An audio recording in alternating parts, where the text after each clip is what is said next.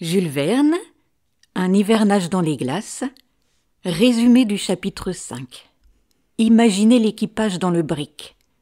Le vent siffle dehors. Le bateau est lancé vers le nord glacé, à la recherche des naufragés du Frohern.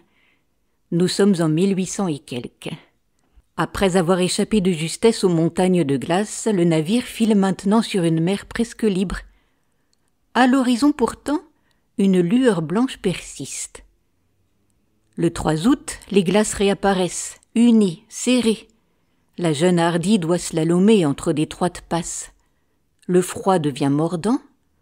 Pourtant, Marie, la nièce du capitaine, monte chaque jour sur le pont, encouragée par Penellan, ce marin au cœur solide qui la considère comme sa propre fille. André Vasling le second se montre chaque jour plus empressé auprès de la jeune fille et laisse entendre que Marie aura besoin d'un nouveau protecteur. Elle garde ses distances. Contre le froid devenu polaire, l'équipage confectionne des bottes épaisses et des vestes de fourrure. Leurs doigts gercés travaillent sans relâche depuis que le navire se trace un passage entre les glaces. Quelques chasses permettent d'améliorer l'ordinaire. Vasling abat des canards marins et des ptarmigans. Enfin, on aperçoit le cap Brewster, mais on n'y trouve pas âme qui vive. Nouveau cap vers l'île Liverpool, découverte autrefois par le capitaine Scoresby. Là, des Groenlandais viennent à leur rencontre. Penellan connaît quelques mots de leur langue et réussit à échanger avec eux. En troquant du fer et du cuivre, ils obtiennent des peaux d'ours, de phoques et de l'eau de mer. Surtout, un vieil esquimau trace sur la neige la forme d'un navire et montre le nord.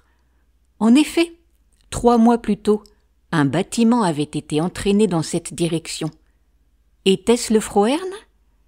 Le cœur de Marie bondit d'espoir. Les matelots galvanisés jurent d'aller plus loin encore. Le capitaine achète également 6 chiens esquimaux. La jeune Hardy s'engouffre plus avant dans les passes du nord. Sous ces latitudes, le soleil ne se couche plus. Il tourne lentement au-dessus de l'horizon. Pourtant, cette lumière constante n'empêche pas la brume, la neige et le froid. Jean Cornbutte prend des précautions nécessaires. Il fait fermer l'entrepont, installe des poêles, rationne le bois et le charbon pour les grands froids et distribue chaque matin du café ou du thé brûlant. Au sommet du grand mât, il fait même installer un poste d'observation d'où l'on peut guetter les terres ou les glaces. Mais les glaces se reforment. Le brick avance lentement, puis le 3 septembre se retrouve bloqué par un mur de glace d'1 mille de large. Pendant 20 heures, les hommes, trempés jusqu'à la taille, scient, tirent.